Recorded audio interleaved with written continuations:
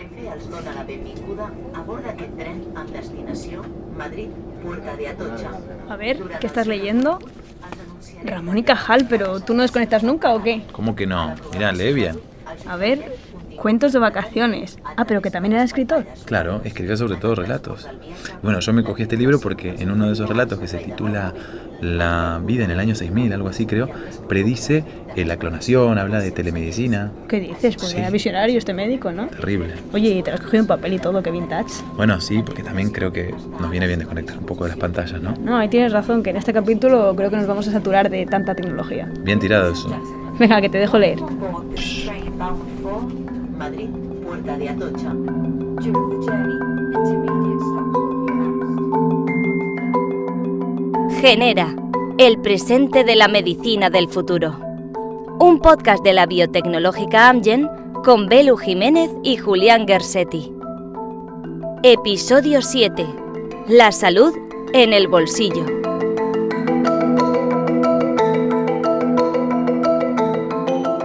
En este episodio vamos a hablar de servicios de telemedicina, del uso de aplicaciones móviles y wearables para la monitorización de pacientes, del seguimiento de tratamientos a través de las tecnologías de información, De programas personalizados para fomentar los hábitos de vida saludable y también la realidad virtual y la realidad aumentada, que abren nuevas posibilidades en el ámbito médico. Pero todas las transformaciones, todos los cambios de paradigma, tienen muchas ventajas y también grandes retos. hemos hablado con expertos de diversos ámbitos, todos ellos vinculados a la salud digital. Conversamos largo y tendido con Aline Noisset, una francesa afincada en Barcelona que asesora startups en la capital condal, auténtico vivero en nuestro país de empresas disruptivas en salud digital.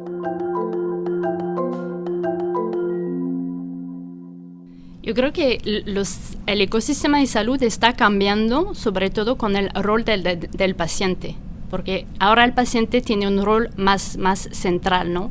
Pero ahora las cosas están cambiando estos últimos años y el cuidado viene hacia el paciente, o bien en su casa, o bien un paciente se puede ir de vacaciones y hacer su tratamiento con su móvil o su ordenador, esté donde esté.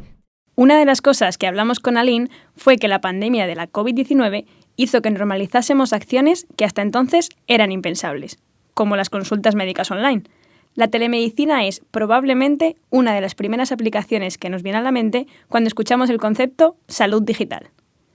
Hemos entendido que a veces las exploraciones físicas no son necesarias, así que el médico puede estar en su consulta y el paciente en su domicilio, con lo que se evitan desplazamientos y se optimiza la gestión del tiempo en el sistema sanitario. Aquí, por ejemplo, Sanitas han lanzado un hospital digital, donde la mayoría de los tratamientos o acciones se pueden hacer desde casa. Si hace falta hacer un análisis de sangre, vienen a casa a hacer la análisis, pueden traer los medicamentos a casa. Entonces, en eso el paciente está más empoderado, tiene un mayor rol en su salud, ¿no?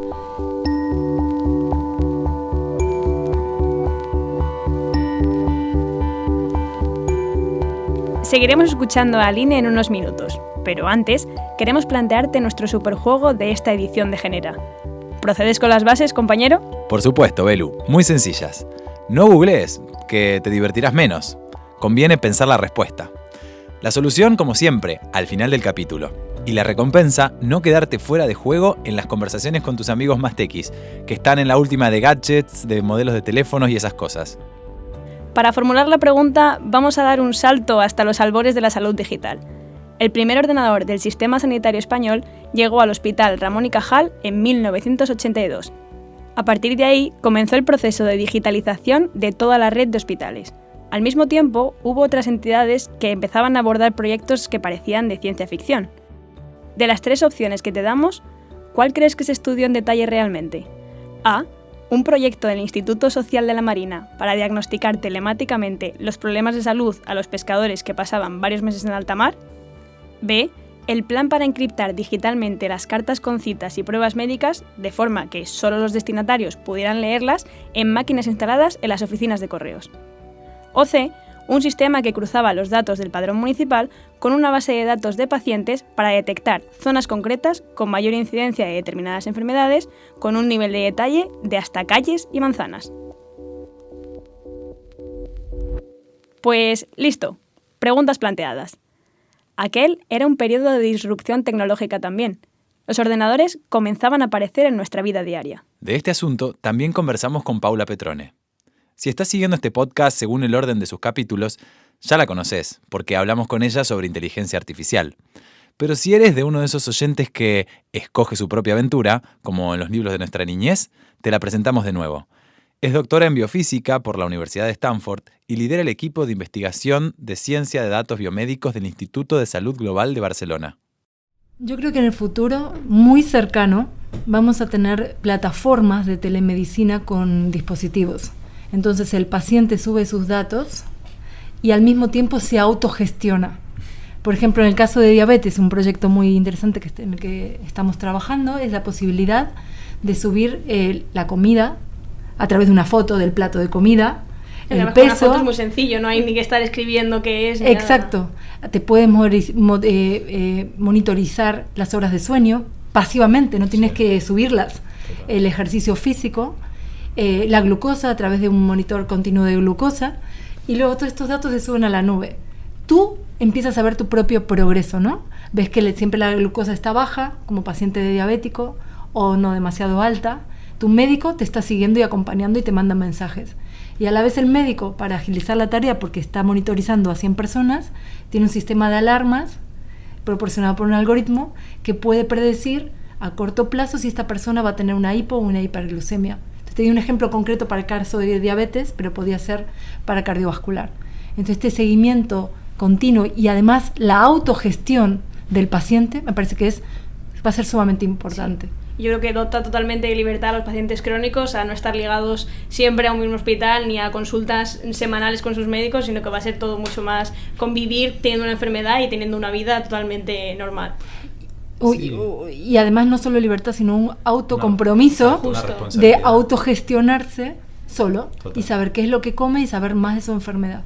Uh-huh. Sí, sí. O sea, pasan a ser por responsables ellos también de su tratamiento, porque si no es cierto que se establece de una forma unilateral, ¿no? Y eso, bueno, va a cambiar el paradigma, así que tendremos que aprender también a cómo hacerlo. ¿No te pasa, Julián, que a medida que vamos entrando en este asunto de la salud digital, tienes cada vez más claro que las tecnologías de la información van a optimizar el sistema sanitario, el trabajo de los médicos y a mejorar la vida de los pacientes? Absolutamente. Y te hago además otra reflexión.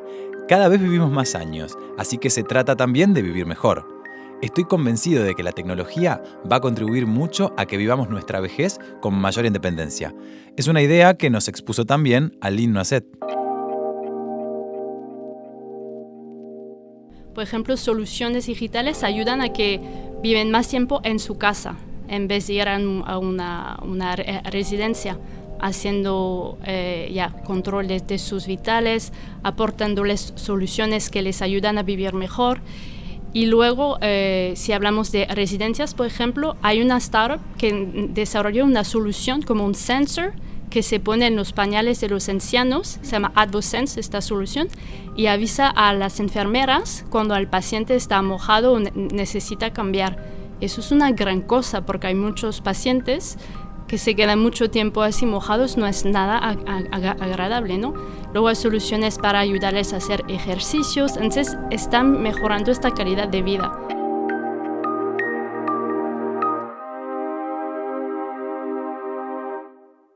Ahora vayamos un paso más allá introduciendo otro concepto disruptivo, el del gemelo digital que tendremos en el futuro, con toda nuestra información clínica, genética y anatómica. Ana Ripoll, catedrática de Arquitectura y Tecnología de Computadoras de la Universidad Autónoma de Barcelona, nos explicó en qué consiste.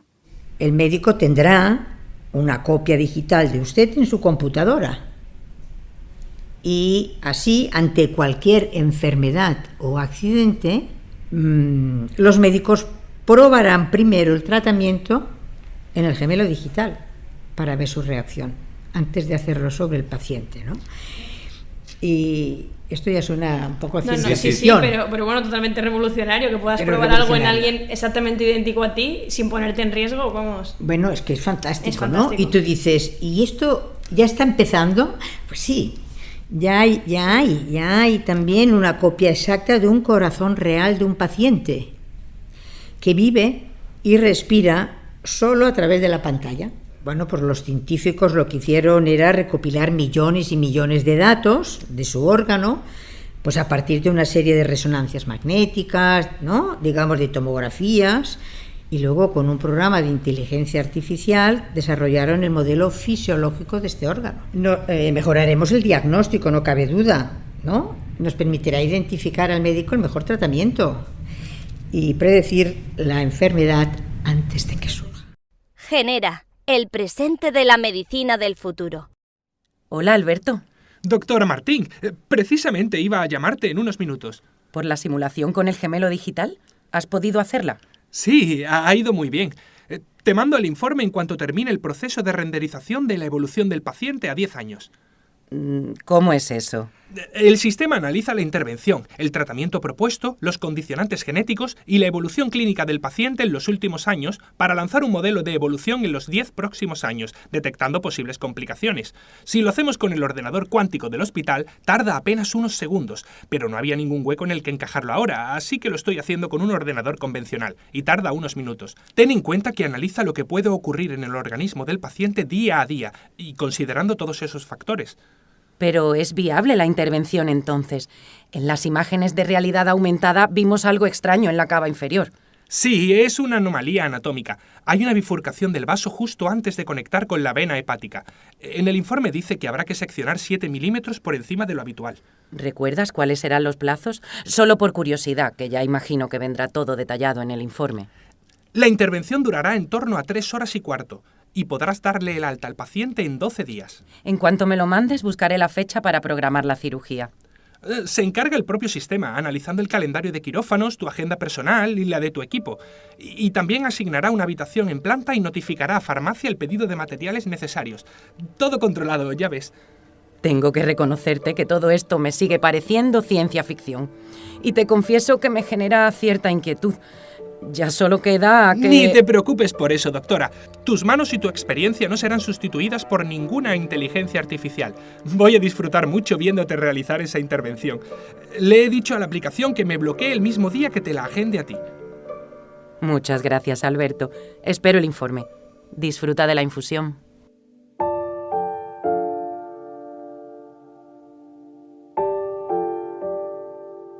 Gracias a la magia del podcast, hemos podido viajar al año 2040 para imaginar, con rigor, eso sí, cómo será esto de los gemelos digitales. Entendemos la preocupación de la cirujana que aparece en esta escena, la doctora Martín, porque ¿llegarán las máquinas a sustituir a los médicos? Hemos tenido largas conversaciones sobre ello, ¿no, Belu? Totalmente, hasta que empezamos a tratar el tema con nuestros entrevistados. ¿Recuerdas lo que nos contaba Lynn desde su perspectiva de asesora en esta materia?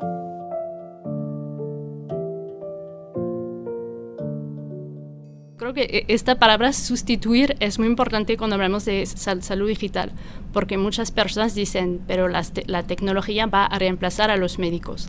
Y para mí es más, los médicos que utilizan la tecnología van a reemplazar a los que no utilizan la tecnología. La tecnología es más un apoyo que hace la vida de los profesionales más fácil, les permite diagnosticar mejor, tener una visión del paciente más amplia y hacer su trabajo mejor. De sustituir no, complementar sí. O sea, algo así como reinventarse o morir. Bueno, a lo mejor no fue tan drástico, pero sí, eso se entendía entre líneas, ¿no? De hecho, por eso nos contaba que es necesario que en las facultades de medicina o farmacia se produzca desde ya una transición hacia una medicina mucho más digital.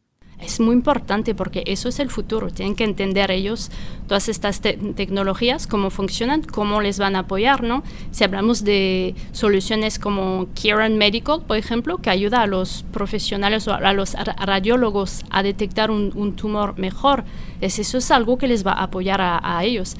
Hay sistema también basado en la voz que ayuda a los profesionales de la salud a hacer cuando ven a un paciente, hacer el resumen de la conversación de forma más rápida. Tienen que hablar en su teléfono y se transcribe en el ordenador y directamente en el dossier del paciente. Eso es muy valioso, importante para ellos aprender cómo funciona eso. Creo que también un tema de educación dentro de estas escuelas. Por ejemplo, varias escuelas están usando realidad virtual o realidad virtual y aumentada para entender cómo funciona el cuerpo humano. Entonces, en vez de usar una persona muerta, se usan sistemas que permiten como sacar los órganos, girar los órganos, entender cómo funciona todo. Y otro tema, la telemedicina, por ejemplo, quizás suena un poco estúpido, pero hacer una videoconsulta quizás hace falta una formación, no solo la parte tecnológica, pero cómo tratar a un paciente que está del otro lado de la cámara o de la pantalla, ¿no? Ya lo decíamos antes, ventajas e inconvenientes, pero encontramos muchos más elementos en la columna de los pros que en la de los contras. Por ejemplo, la tecnología ayuda a democratizar la salud, es decir, a acercar nuevas soluciones a rincones remotos y con pocos recursos. Soluciones que han llegado mucho antes y han probado su eficacia en el mundo desarrollado. La posibilidad que se está empezando a dar de llevar al médico o a la suma de médicos a la casa, a lugares donde no existe médico, a lugares remotos, en países en vías de desarrollo. Por ejemplo, estamos teniendo varios proyectos en África, también en Bolivia, proyectos de Chagas, de malaria, donde podríamos pensar que llevamos un dispositivo que mida en lugares donde no hay médicos. Y esas imágenes, por ejemplo, un proyecto muy interesante de ultrasonido en infantes para poder predecir meningitis, donde no hay médicos. Entonces estos dispositivos se llevan, se adquieren imágenes de parte de gente que no tiene una formación médica y luego las imágenes se analizan en otro sitio y al por mayor, ¿no? Utilizando algoritmos. Entonces creo que ese potencial de trasladar la medicina donde no existe recursos es muy fuerte. Qué bueno, sí.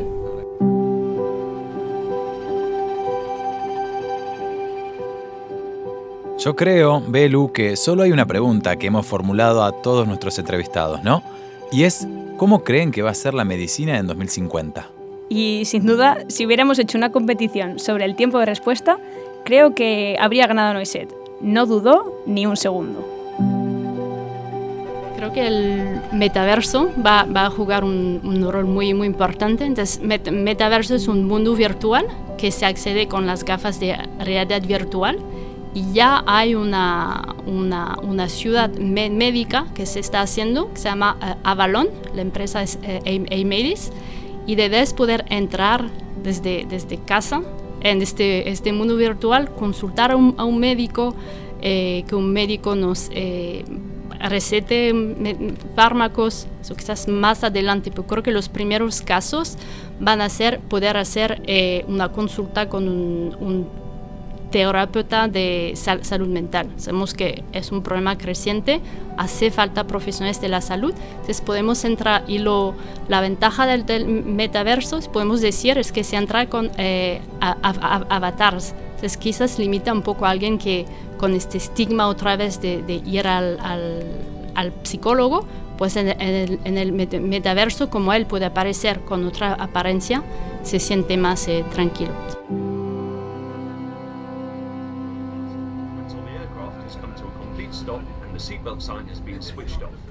¿Qué? ¿Cómo va ese libro? ¿Cuál? ¿El de Ramón y Cajal? Sí. Ah, ya lo terminé hace un montón. ¿Oh, sí? Te lo paso cuando quieras, sí, está bueno. Sí, déjamelo, que te vi ahí muy metido en él. ¿Y ahora qué estás leyendo entonces? Ahora, bueno, Snow Crash, es de 1992. ¿Sabías que esta es la primera obra en la que aparece el metaverso como concepto? De hecho, creo que también de ahí viene su nombre, ¿eh? Un libro del metaverso, ¿y qué tal? Bueno, a mí esto de los mundos distópicos, la verdad es que no me gusta mucho. Y sobre todo que el objetivo era enterarme de cómo funciona el metaverso y creo que cada vez lo estoy entendiendo menos. Oye, que a mí también, que me queda grande el tema. Pero bueno, para eso vamos a Madrid, ¿no? Yo creo que la persona que vamos a entrevistar es la más idónea para resolver todas las dudas del metaverso. Bueno, eso espero, porque yo, mira, pienso dejar el libro, no voy a llegar a leerlo, pero bueno, contame algo más de él. ¿Cómo se llama? Pedro Enríquez de Salamanca, ¿no? Sí, justo. Y mira, una de las cosas que tengo aquí apuntadas que decía en su LinkedIn es que es precisamente explorador del metaverso. Ha sido un placer acompañarles. Gracias por elegirnos. Así que fuimos a verle. Es consultor de innovación y estrategia en la empresa Soulsight, que se dedica a promover negocios disruptivos. Nos sorprendió su respuesta cuando le preguntamos qué era el metaverso. A ver, el metaverso, y disculpadme, no existe, ¿vale?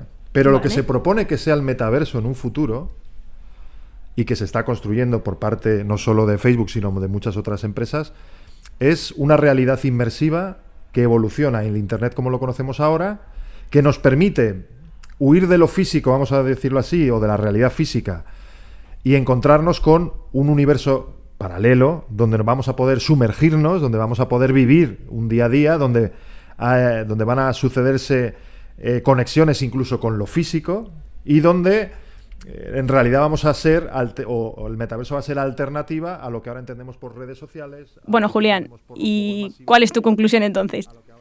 Bueno, creo que él mismo nos dejó claro que por el momento es más una idea que una realidad, en todos los ámbitos, no solo en relación con la medicina. Es decir, es algo de lo que tenemos que estar muy pendientes por las posibilidades que puede ofrecer, ¿no? Exacto. Tal vez en el futuro, no sé, podamos hablar de centros virtuales de salud donde podremos asistir a consultas en 3 dimensiones, sin que sea necesario que vayamos físicamente. O facultades de medicina virtuales. Imagínate, sin límite de espacio en los laboratorios y que los estudiantes puedan acompañar a los médicos en las propias consultas. O podrá haber tratamiento de algunos trastornos mentales para ayudar a esas personas a las que les cuesta hablar de su salud mental, a contar lo que les pasa detrás de un avatar, por ejemplo, ¿no? O en la rehabilitación de lesiones físicas, con un fisioterapeuta que, por ejemplo, pues vaya dirigiendo a distancia las técnicas, los ejercicios. O hasta la posibilidad de visitar a un especialista en una dolencia que se encuentre a miles de kilómetros de distancia. O sea que, por el momento, el metaverso no nos ofrece más que un montón de posibilidades para pensar fuera de la caja, como te gusta a ti decir, ¿no, Julián? De momento, solo un futuro hipotético, a pesar de que están haciéndose inversiones multimillonarias, precisamente para estudiar y concretar todas las posibilidades. Lo que sí es ya una realidad es la terapéutica digital, es decir, el conjunto de aplicaciones digitales que han demostrado clínicamente, a través de ensayos con miles de pacientes, que son eficaces y seguras, y que ya han pasado por todos los procesos de aprobación de las agencias europeas. Hay algunos países que ya han avanzado, como Alemania.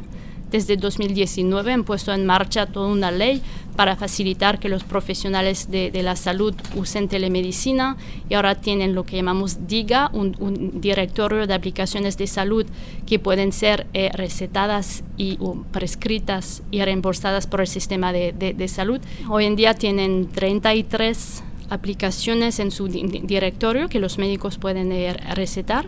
Bélgica empezó en 2020 también, tienen una al día de hoy. Otros países lo están poniendo en marcha también, como Francia, lo debería hacer pronto. Estonia creo que lo está haciendo, Luxemburgo, entonces algunos países sí que están empezando. El problema es que la tecnología va a una velocidad mucho más rápida que la que pueden alcanzar los sistemas de salud para implementarla.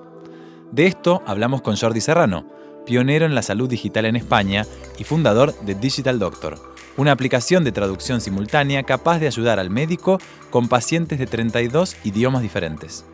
Cuando hay un sistema de salud pública, pues como no puede ser de otra manera, hay unas licitaciones, hay unos procesos, hay una burocracia que, aunque se quiera acelerar y se está haciendo muy bien en algunos programas, a veces hace de barrera. Y pensar que algunas tecnologías van a una velocidad estratosférica, de 6 meses en 6 meses, y la sanidad pública ni cualquier administración no llega a esos ritmos de implementación. Y tú no puedes cambiar todo un sistema operativo de un gran hospital cada 6 meses, ni puedes decidir hacer cosas hasta que no estén estabilizadas, ¿no? Por lo tanto, tú puedes correr mucho, pero eso va a llegar a los sistemas hospitalarios, a los sistemas de salud, muchos años más tarde. Como conclusión, de momento lo que tenemos es todo un universo de posibilidades propiciadas por las tecnologías digitales y que ofrecen grandes esperanzas en muchos ámbitos, como el de la detección de enfermedades o la optimización de sistemas sanitarios, y aunque ya hay muchas aplicaciones reales, hay otras muchas que requieren tiempos de desarrollo y de adaptación. Y por fin llega uno de mis momentos favoritos, el momento de desvelar la solución al superjuego de este podcast. Te preguntábamos cuál de los inverosímiles proyectos que te planteábamos se estudió realmente en torno a 1982. Las opciones eran: A. Un proyecto del Instituto Social de la Marina para diagnosticar telemáticamente los problemas de salud a los pescadores que pasaban varios meses en alta mar. B. El plan para cifrar digitalmente las cartas con citas y pruebas médicas, de forma que solo los destinatarios pudieran leerlas en máquinas instaladas en las oficinas de correos. C, un sistema que cruzaba los datos del padrón municipal con una base de datos de pacientes para detectar zonas concretas con mayor incidencia de determinadas enfermedades, con un nivel de detalle de hasta calles y manzanas. Y lo cierto es que las 3 opciones son hoy tan posibles y aplicables como absolutamente impensables hace 40 años. Pero la que realmente se llegó a tomar muy en serio por el problema que entrañaba era el proyecto para diagnosticar enfermedades de los marineros a miles de millas náuticas de distancia. Pero la tecnología disponible en esa época para hacerlo, pues no ayudó. Esto nos sirve para darnos cuenta de que siempre hay quien se adelanta a su tiempo para intentar resolver problemáticas actuales.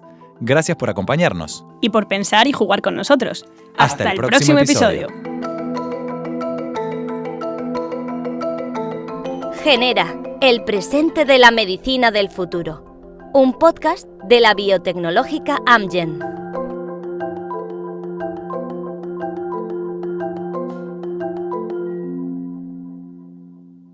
Recuerda que puedes suscribirte para escuchar los episodios que hemos dedicado a distintos temas relacionados con el presente de la medicina del futuro y también alguna de las entrevistas completas como la que acabas de escuchar.